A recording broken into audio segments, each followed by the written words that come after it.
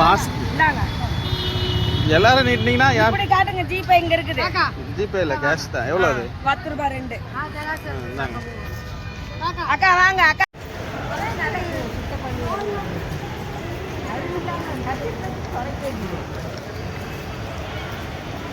இவ்வளோ பேர், அதாவது ஒரு பில்டிங் ஒரு சைடு போகிற இடத்துல இவ்வளோ பில்டிங் இருக்குது. இந்த இடத்துல பார்த்தீங்கன்னா கேமராவில் கேப்சர் ஆகலை, அவ்வளோ புகையாக இருக்குது. இதுவோ அது புகை இதெல்லாம் கிடையாது, கீழே கொட்டிருக்கிற சிமெண்ட்.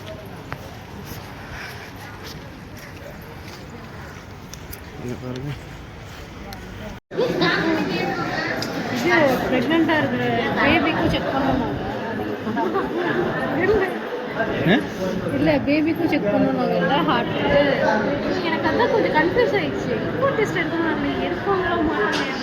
இல்லை வேறு பில்டிங் போகணும் மாற்றி போவாங்க. வேறு பில்டிங்லாம் போக முடியாது, இந்த பில்டிங்கே 1 மணி நேரம் ஆயிருக்கு. சொல்கிறதுக்கு எனக்கு நினச்சி பார்த்தா இப்போ தான் ஒரு ப்ரெக்னென்ட் ஆகிடுச்சு.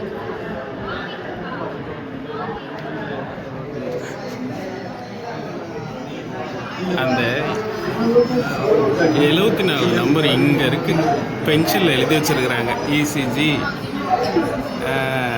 இந்த இது எனக்கு தெரிஞ்சு ஒரு A4 ஷீட்டில் இவ்வளோ டாக்டர் இருக்கிறாங்க, இவ்வளோ டாக்டர் ஸ்டூடெண்ட்ஸ் படிக்கிறாங்க. அவங்களுக்கு ப்ராஜெக்ட்டுன்னு 10,000 கொடுக்குறான். அதில் ஒருத்தனுக்கு ஒரு பேச்சு தான் இசிஜி 74, ஒரு 2 ஜெராக்ஸ் எடுத்துகிட்டு வா, 2 பிரிண்ட் அவுட் எடுத்துகிட்டு வானா அவ்வளோ காஸ்ட் ஆகிடுமா? 3 ரூபா 4 ரூபா ஆகுமா? எனக்கு அது கூட பிரச்சனை இல்லை, நீங்கள் வாங்க. மாஸ்க் இல்லையா? இது மெடிக்கல் தானே? நீங்களே வெளியே தான் வாங்குவீங்களா? நல்ல இல்லை, மெடிக்கல் தானே இது? அது மெடிக்கல் இல்லைல்ல, அதுதான். ஏன்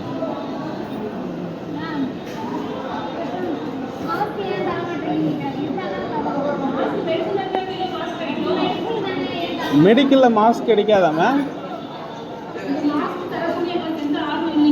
மாஸ்க் தர சொல்லலை, உங்களை ஃப்ரீயாக மெடிசன் தாங்க, ஃப்ரீயாக மெடிசன் தரீங்க, எல்லாம் ஓகே தான்.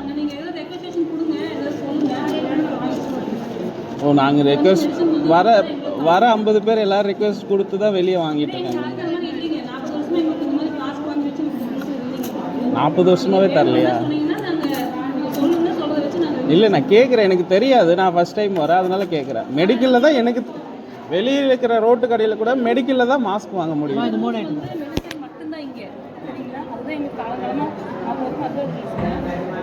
ஹாஸ்பிட்டலில் இருக்கிற மெடிக்கல் நீங்கள் தர சொல்லலை, இருக்காதான்னு கேட்குறேன். எங்கேயுமே இருக்காது.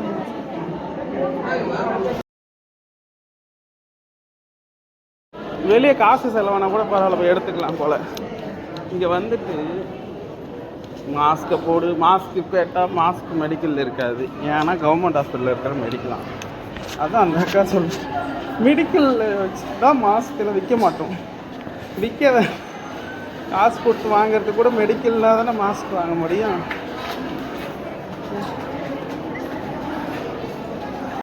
ஒரு ஹாஸ்பிட்டலில் உள்ள மெடிக்கலில் கிடைக்காது. ஆனால் மாஸ்க்கு இந்த டப்பா எதுக்குக்கா? மசாலா டப்பாவா?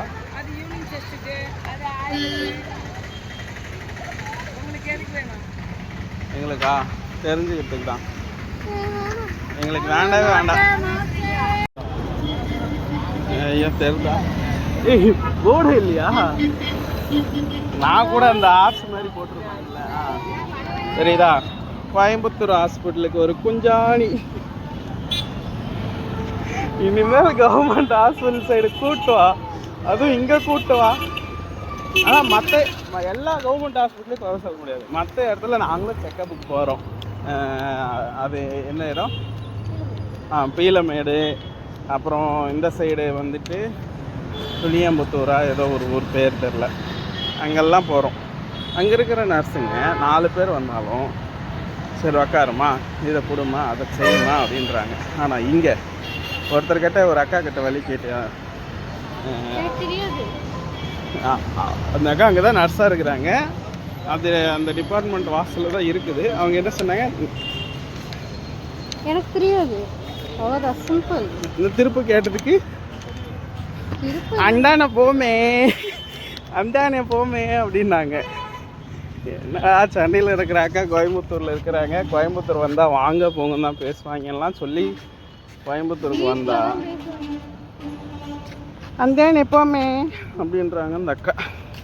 அதுவும் எப்படி அவங்க ஆப்போசிட்ல இருக்கிற ஃப்ரெண்டு கிட்ட பேசுற ஒரு இன்ட்ரெஸ்ட்ல இருக்காங்க, நம்ம கேக்குற ஆமாம் அது பக்கத்தில் ஒரு அக்கா, அந்த அட்டெண்டர் அக்கா, அது பேர் என்ன, ஏதோ நர்ஸ் அக்கா போல்.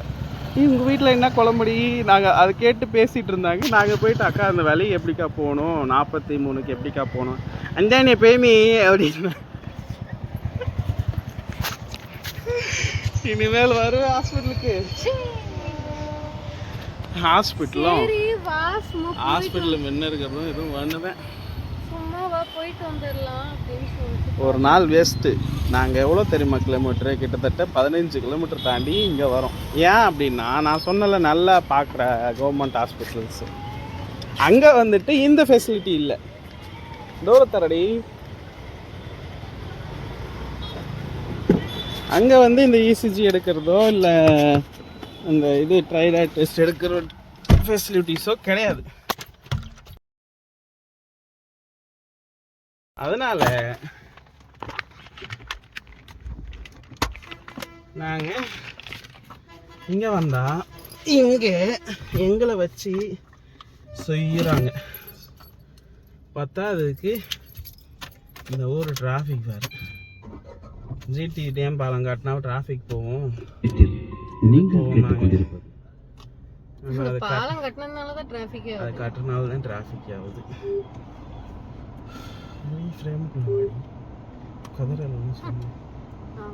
ரொம்ப முக்கியம் மாஸ்க். அப்படியே சர்டிபிகேட் கொடுத்த மெடிக்கல்ல இருந்து வாங்கின பாரு, அந்த அக்கா கிட்ட தான் வாங்கினேன். அந்த அக்கா கீழே டிச்சில் தான் எடுத்து கொடுத்தாங்க. உள்ள மெடிக்கல்ல டாக்டர்ட்ட இருக்க வேண்டிய பொருள் எல்லாம் இங்க வெளியே மெடிக்கல்ல கேட்டா மெடிக்கல்ல இல்லை, கேட்டா நாங்கள் கவர்மெண்ட் ஹாஸ்பிட்டலில் இவ்வளோ சொல்லிச்சது. 40 வருஷமா நாங்கள்லாம் உள்ள மாஸ்க் கொடுக்கறது இல்லை. நீங்கள் கொடுக்காதீங்கக்கா, ஃப்ரீயாக யாரும் கேட்கல, காசு கொடுக்குறேங்க்கா, மெடிக்கல் தானே இது, மெடிக்கலில் வாங்கிக்கிறேன், எனக்கு ஃபஸ்ட் டைம் வரேன் அப்படின்றேன். இல்லை நாங்கள் மெடிக்கலில் வந்து மாஸ்கெல்லாம் கொடுக்கக்கூடாது, அப்போ இருக்கா அப்படின்னா, இல்லை எங்களுக்கு மெடிக்கலுக்கா மாஸ்க்கு இல்லை, நாங்களே வெளியே தான் வாங்கிட்டு வரோம் ஒன்று தான் அந்த அக்கா. அப்படியே தான் ஓகே, உள்ள வேலை செய்கிறவங்களுக்கே பாதுகாப்பு இல்லை. எனக்கு இன்னொரு டவுட்டு, நம்மளுக்கெல்லாம் வந்துட்டு வீக்லி 4 டேஸு இருடா வண்டி திருப்பிக்கிறோம். வீக்லி 4 டேஸ் அந்த மாதிரி ஆஃபர்லாம் கிடைக்கும். நம்ம அந்த நாள் உடம்பு சரியில்லைனாவோ இல்லை மற்ற இதெல்லாம் பார்த்துப்போம். இப்போ இந்த நர்ஸுங்களுக்கெல்லாம் இங்கே இருந்தால் இங்கேயே பாதி நாள் உடம்பு சரியில்லாமல் போகுமே, எங்களுக்கு எத்தனை நாள் லீவு தருவாங்க?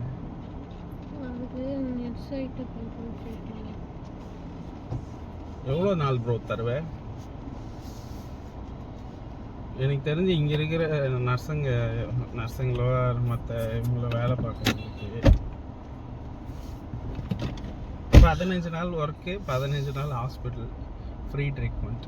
அப்பயே அவங்க இங்கே ட்ரீட்மெண்ட் பார்க்க முடியாது, செத்துருவாங்க. ஏன்னா அவங்களுக்கே தெரியல எங்க எந்த இது இருக்கு, டிபார்ட்மெண்ட் இருக்குன்ட்டு. நர்ஸை கேட்டா கூட எனக்கு தெரியாது ப்ரோ அப்படின்னு. புதுசா பில்டிங் கட்டணும் பிடி கிட்ட மட்டும் பத்தாது. புதுசா பில்டிங் எங்க கட்டிட்டு இருக்காங்க? கட்டின பில்டிங் தான் இது. கட்டின பில்டிங் தானா?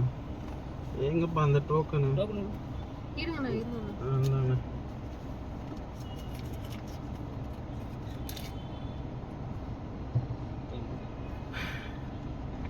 கார் டோக்கன் 30 ரூபா மட்டும்தான் இருக்கு. ஆனால் அந்த 30 ரூபா வேஸ்ட்டு தான். 30 ரூபா வேஸ்ட்டே. 30 கிலோமீட்டர் ட்ராவல் பண்ணி கவர்மெண்ட் ஹாஸ்பிட்டலு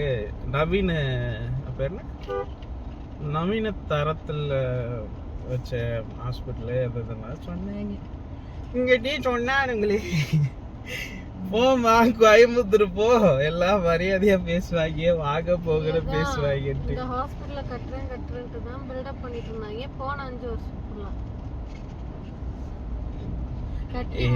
அவ்வளோ இது என்ன சொல்றது, ஒரு என்ன சொல்றது, ரிச் பீப்புளே நீங்க முதல் தடவை கவர்மெண்ட் ஹாஸ்பிட்டலுக்கு போற, அதனால வந்துட்டு நீ குறை சொல்ற அதை சொல்றலாம் கிடையாது. கவர்மெண்ட் ஹாஸ்பிட்டல் நாங்கெல்லாம் போயிருக்கோம். நாங்களும் எங்கள் அக்காங்களுக்கெல்லாம் வந்துட்டு கவர்மெண்ட் ஹாஸ்பிட்டலில் தான் பிரசவம் ஆச்சு, எல்லாம் பார்த்தாங்க. நாங்களும் அங்கே ட்ராவல் பண்ணியிருக்கோம், எல்லாம் பண்ணியிருக்கோம். இந்த ப்ரொசீஜர் இருக்குல்ல, ப்ரைவேட்டுக்காரன் வந்துட்டு லட்சக்கணக்கில் வாங்குறான், அவன் வந்துட்டு போர்டு எழுதி வைக்கிறான், இல்லை இது எழுதி வைக்கிறான், இதெல்லாமே ஓகே.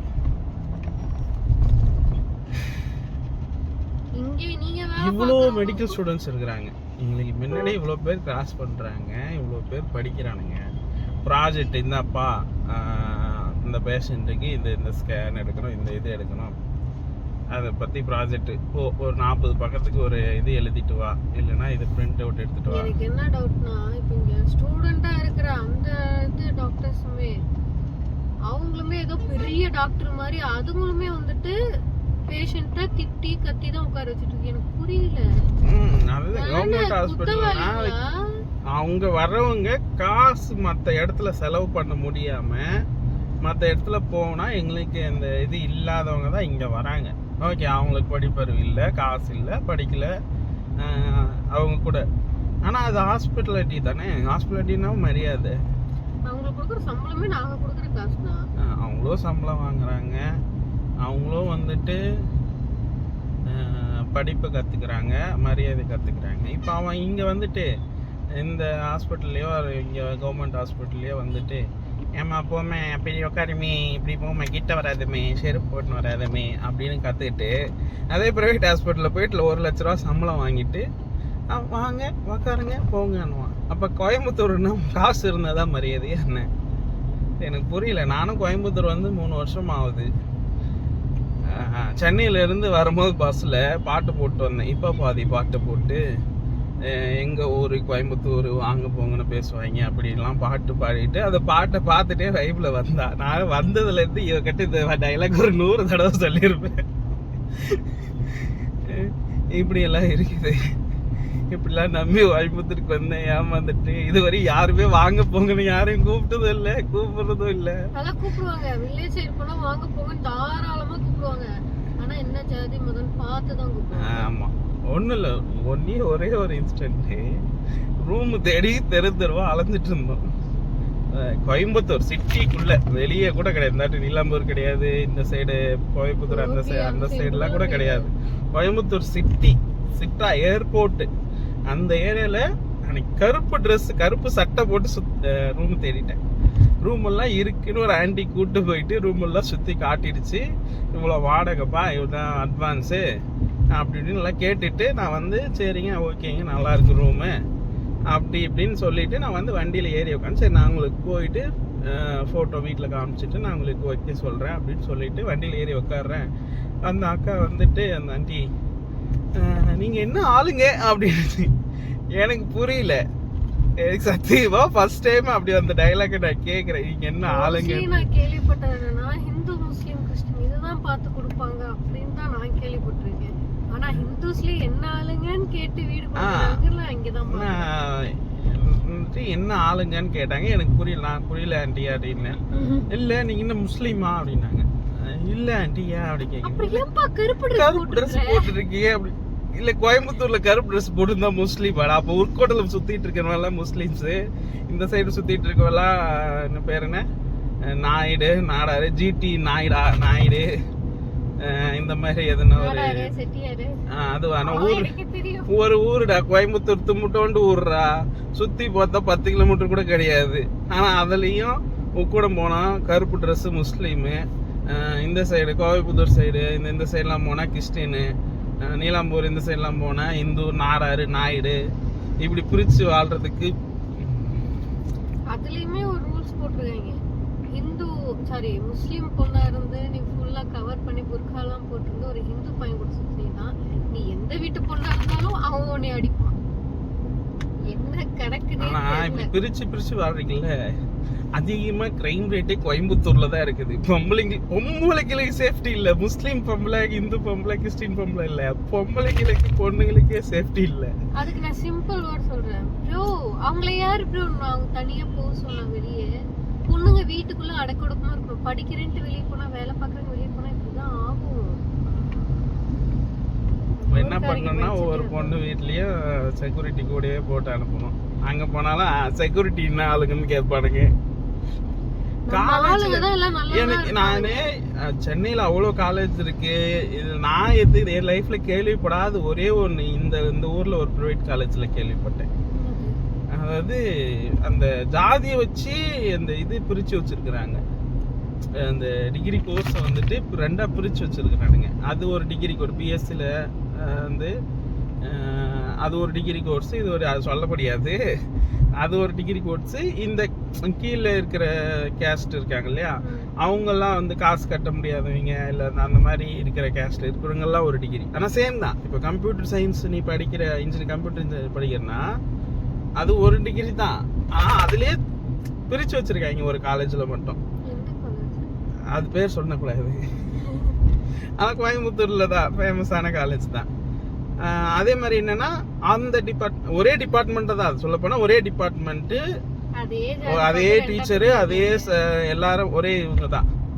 ஹெச்ஓடில இருந்து எல்லாரும் ஒரே இது தான். ஆனா ஒரு ஃபங்க்ஷன் வைப்பாங்க. ஃபங்க்ஷன் வச்சா இப்போ எப்படின்னு வச்சுங்க, காலேஜில் அந்த டிபார்ட்மெண்ட்ல ஒரு 10 பேர் இந்த காஸ்ட்டை சேர்ந்தவங்க, அதாவது காசு இருக்கிறவங்க, ஒரு 10 பேர் காசு இல்லாதவங்க. அந்த ஃபங்க்ஷன் வைக்கும் போது ரெண்டா பிரித்து வைப்பாங்க. ஒரே ஃபங்க்ஷன் தான். இப்போ ஃபேர்வெல் இல்லைன்னா இப்போ இந்த ஃப்ரெஷர்ஸ் டே வைக்கிறாங்கன்னா ரெண்டா பிரித்து வைப்பாங்க. எப்படின்னா காசு இருக்கிறவங்க ஒரு நாள் வந்து ஃப்ரெஷர்ஸ் டே கொண்டாடிக்கணும், அந்த டிபார்ட்மெண்ட்டு தான். அதே காசு இல்லாதவங்க அடுத்த நாள் வந்துட்டு அதே டிபார்ட்மெண்ட் தான் அந்த 10 பேர், அந்த பேலன்ஸ் 10 பேர் இருக்காங்கல்ல, அவங்க வந்து அன்னைக்கு கொண்டாடி இருக்கணும். ஏன்டா இப்படி பிரிச்சு ஏன்டா இப்படி பிரிச்சு வச்சிருக்கீங்கன்னா, அவங்க கிட்ட காசு நிறைய இருக்குது, அதனால அவங்க நிறைய செலவு பண்ணி அவங்க ஃபங்க்ஷன் நடத்துவாங்களாமா. இவங்க கிட்ட காசு கம்மியா இருக்கு. இவங்க அதான் காசுன்றது அந்த கேஸ்ட், அந்த இது ரிலேட்டடா இவங்க வந்துட்டு கம்மியா செலவு பண்ணுவாங்க. இவங்க வீட்டுல இருந்து அஃபோர்ட் பண்ண முடியாது. அதனால இவங்க அவங்கள பார்த்து பொறாமப்படவோ இது பண்ணவோ கூடாது. அதனால நாங்கள் பிரித்து வச்சிருக்கிறோம் அப்படின்னு ஒரு பதில் சொல்றாங்க. காலேஜுன்னு போறது படிப்பை கத்துக்கிறதுக்கும் ஒரு சொசைட்டியை பில்ட் பண்றதுக்கு அடுத்த கட்டத்துக்கு கொண்டு போறதுக்கு தான். இங்கேயே இவன் பிரிச்சு வச்சிருக்கிறாடா. நாளைக்கு அவன் 2 பேரும் ஒரே சீன்.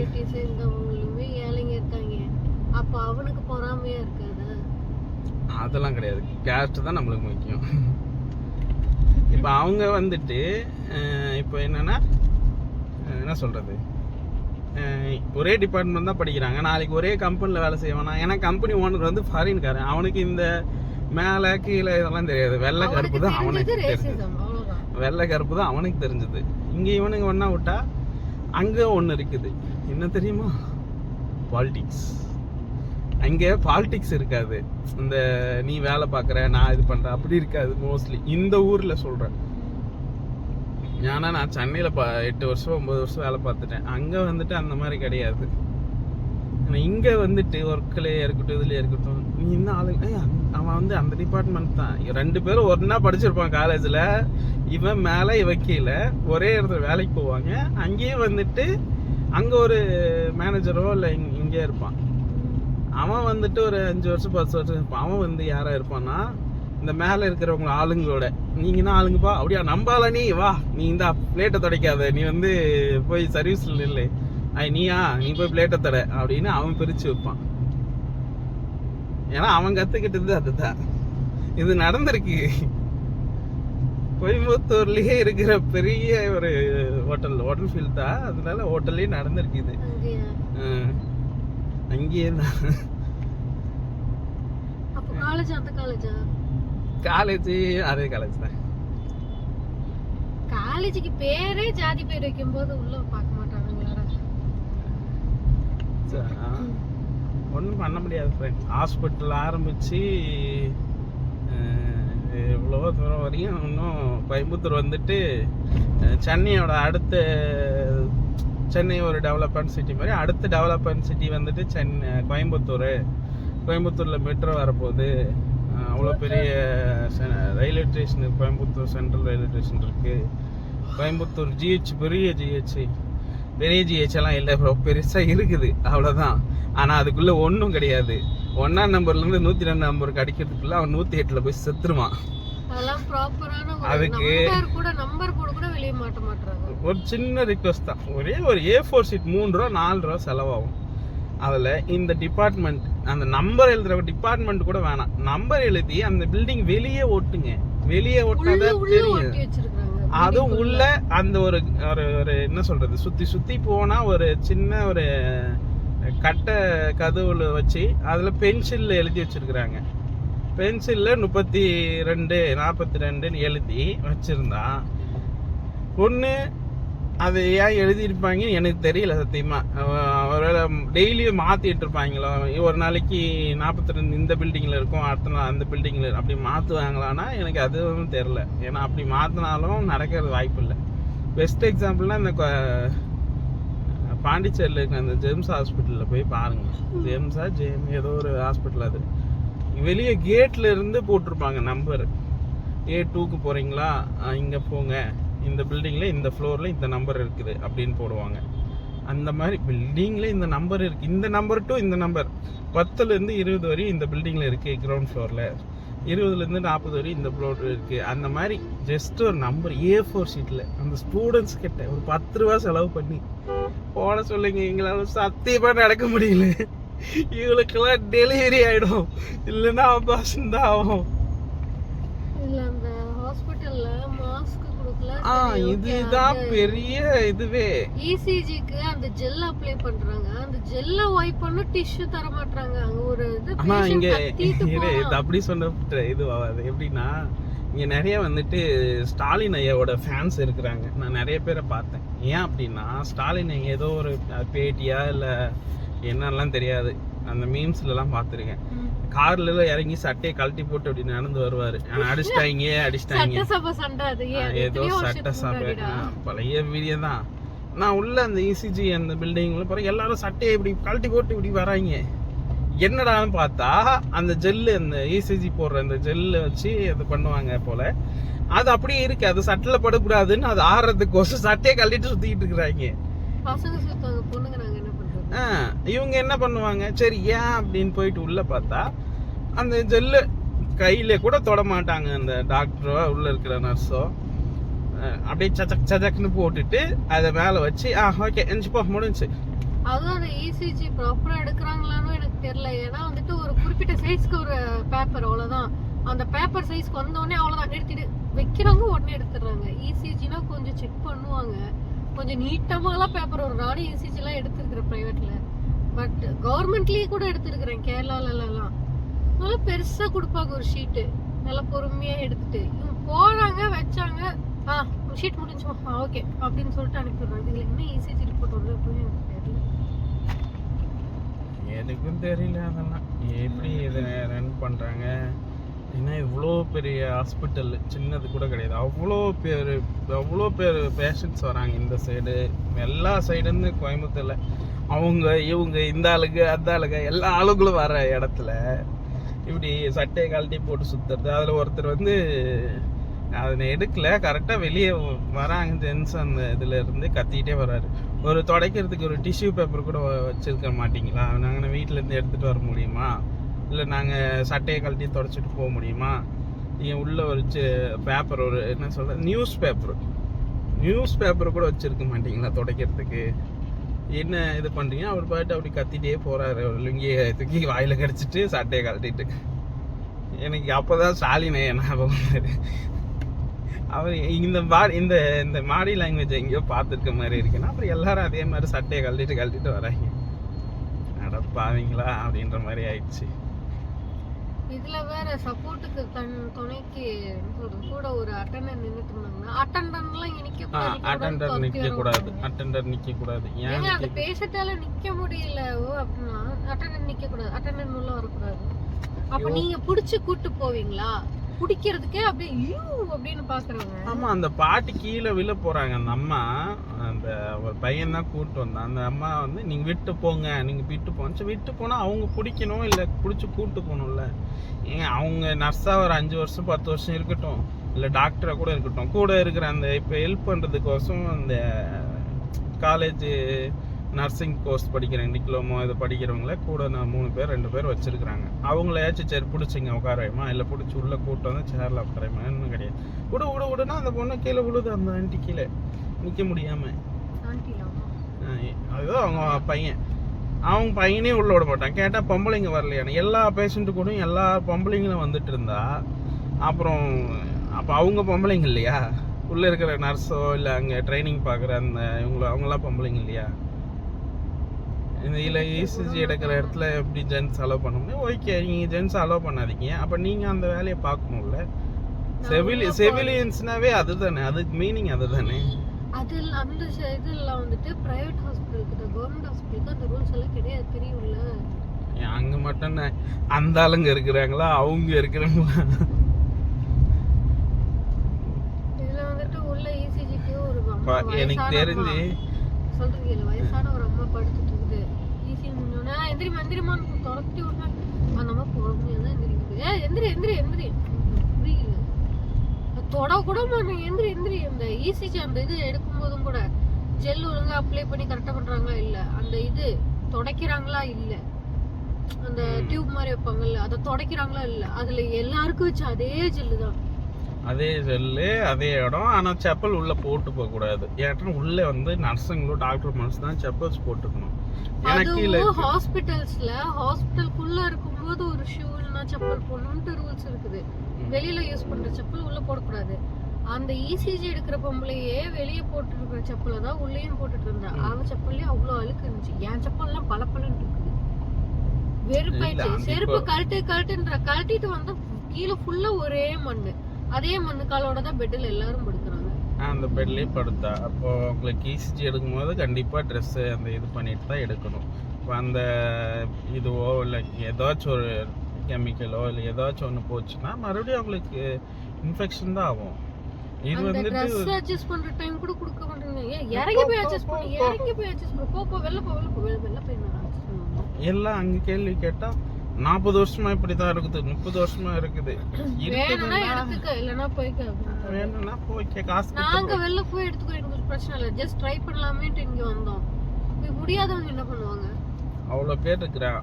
இசிஜி எடுக்கிறவன் எல்லாம் அங்கேயே அட்மிட் ஆகிருக்கிறவன், கையில் காசு இல்லாதவன், இந்த ஓட்டுக்கு 1000 ரூபாய் வாங்கிட்டு 5 வருஷத்துக்கு குடும்பத்தை ரன் பண்ணுறவன் எல்லாருமே அங்கே தான் பார்த்தாகணும். அவன் எங்கே போவான்?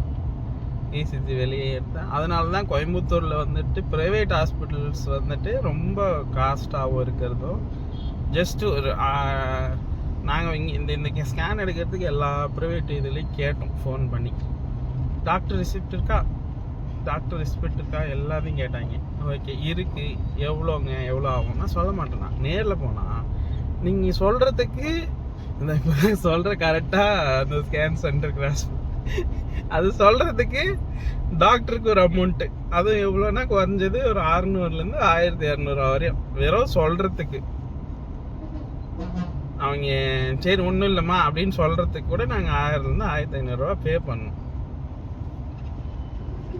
அதுவும் திறக்க மாட்டாங்க. அந்த ஷீட்டு கொடுங்க, அப்பாயின்மெண்ட் போட்டு அப்பாயின்மெண்ட் போடணும். ஏன்னா கவர்மெண்ட் ஹாஸ்பிட்டல் போனால் நாங்கள் போகணுமே, அதே நிலமை தான். அதனால ப்ரைவேட் ஹாஸ்பிட்டலுக்கு போனால் அவன் காசு கேட்டதை செய்வான். என்னன்னா அது என்னது எவ்வளோ அமௌண்ட்னு சொல்றது. அப்பாயின்மெண்ட் போட்டதுக்கு அப்புறம் இவ்வளோ இது அப்படின்னா அவனால வெளியும் போக முடியாதுல்ல. ஏதாவது அரேஞ்ச் பண்ணி வந்துட்டான். அவன் முடியல, அவ்வளோ தூரம் வந்து சரி ஓகேன்னு வந்துட்டு அப்புறம் வேறு வழி இல்லை. காசு இருந்தவளோ சரி இல்லாதவோ சரி பார்த்து தான் ஆகணும். இல்லாதுன்னு போனால் கவர்மெண்ட் ஹாஸ்பிட்டல் வச்சு செய்கிறீங்க. ஆட் ப்ரோ முடியல bro. Coimbatore is very worst bro. ஏன் ப்ரோ சொன்னாங்க கோயம்புத்தூர் வந்து என்ன சொல்கிறது, யார் வந்தார வாழ வைக்கும் சென்னை தான் ப்ரோ. ராஜீவ்காந்தி ஹாஸ்பிட்டலு இன்னும் எவ்வளோ இந்த எக்மோரா கவர்மெண்ட் ஹாஸ்பிட்டலு இதெல்லாம் போனாலும் அப்படி ரொம்ப 100%லாம் சொல்ல முடியாது. அட்லீஸ்ட் ஒரு 20-30% இருக்கும். கோயம்புத்தூர்லாம் சுத்தம் ஒஸ்ட்டு. ஒன்றுமே பண்ண முடியாது. போனால் திருப்பி ஒரு 4 நாளைக்கு ஹாஸ்பிட்டலுக்கு ப்ரைவேட்டுக்கு செலவு பண்ணிட்டு போனால், இல்லை இங்கேருந்து வெளியில் எங்கன்னா போகலாம். இந்த side Tiruppur, Erode side government ஹாஸ்பிட்டலில் போய் அட்மிட் ஆகிக்கலாம். திருப்பூர் சைடு போனால் கூட இருக்கு. ஆனால் ஒரு நாளைக்கு இந்த அவினாசி ரோட்டில் மட்டும் ஒரு 100-200 ஆம்புலன்ஸ் மட்டும் கிராஸ் ஆகும். நான் இங்கே கடையிலேருந்து பார்த்துட்டு இருந்தேன். ஆனால் எல்லாம் எங்கே போகணும்னா எனக்கு தெரியாது. கோயம்புத்தூரில் ஹராஸ்மெண்ட் ஜாஸ்தி, கஞ்சா பிஸ்னஸ் ஜாஸ்தி. காலேஜ் பொண்ணுங்க காலேஜ் போகிறதோட வீட்டில் போய் சொல்லிட்டு ஊர் சுற்றுறது ஜாஸ்தி. ஆனால் கோயம்புத்தூர்லேருந்து 1 hour ட்ராவல் பண்ணுங்க, இந்த சைடு ஜில்லுன்னு இருக்கும். 1 hour ட்ராவல் பண்ணுங்க, அந்த சைடு ஜல்லுன்னு இருக்குன்றது எரியுதுரா. இதெல்லாம் கிளியுது அடிக்கிற வெயில்ல. ஒரு டிராஃபிக் ரூல்ஸ் கிடையாது, அது மெடிக்கல் இது கிடையாது. சரி எல்லாம் ஓகே. பழைய இது மாதிரி கோயம்புத்தூரில் மாறாத ஒன்றே ஒன்று என்ன தெரியுமா? நீங்கள் என்ன ஆளுங்க எவ்வளோ டெவலப் பண்ணாலும் அது மாறுற வரையும் கோயம்புத்தூர் மாறவே மாறாது. 10 கிலோமீட்டருக்கு ஜிடி நாயுடு மேம்பாலம் போட்டாலும் சரி, மெட்ரோ ட்ரெயின் கொண்டு வந்தாலும் சரி, இல்லை வேற எதுனா பண்ணாலும் சரி, ஒன்றத்துக்கும் பிரயோஜனம் இல்லை. First experience from Coimbatore medical. இப்போ நல்ல இதுக்கு முன்னே ஒரு தடவை போனோம். அப்பயே டிசைட் பண்ணதான், சரி எதுக்கும் போவோமே அப்படின்னு போனால் வச்சு செஞ்சுட்டீங்க. எனக்கு தெரியல எப்படி அவங்க வேணி மேமெல்லாம் போகிறாங்க அப்படின்ட்டு. என்ன சொல்கிறாங்களோ மாத்திரவாங்க, செக்கப் பண்ணுவாங்க, ஃப்ரீயாக மாத்திரை வாங்க போகலாம். ஆனால் அதுவும் கவுண்டெல்லாம் கூட கிடையாது. அப்படியே என்ன சொல்கிறதுன்னா டப்பாவை மட்டும்தான் அவங்க எடுத்துக்கிறாங்க. அதுக்குள்ளே இருக்கிற ஒரு 10 சீட் இருக்குதுன்னா 10 சீட்டு எடுத்துருந்தாமா போமா ஒரு மாதத்துக்குன்னு கொடுத்து அனுப்பிச்சிடுறாங்க.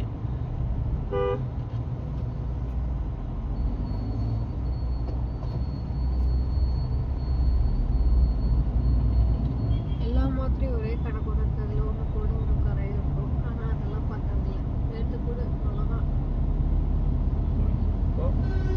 சாப்பிடு சாப்பிடு.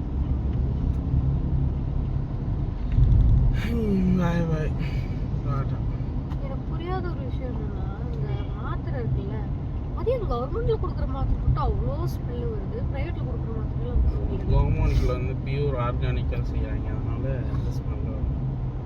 எக்ஸ்பைரி டேட்டை கிழிச்சு போட்டு மறுபடியும் ஸ்டிக்கர் ஓட்டு கொடுப்பாங்க. பாட்டில் கணக்கு தான், 10 ரூபா பாட்டில் மாரி பாட்டிலில் திருப்பும் கொடுத்தா சரக்கு ஊற்றி கொடுக்குறதில்ல கழுவிட்டு டைம் கணக்கு தான். எனக்கு தெரியாது. சார்லுங்க.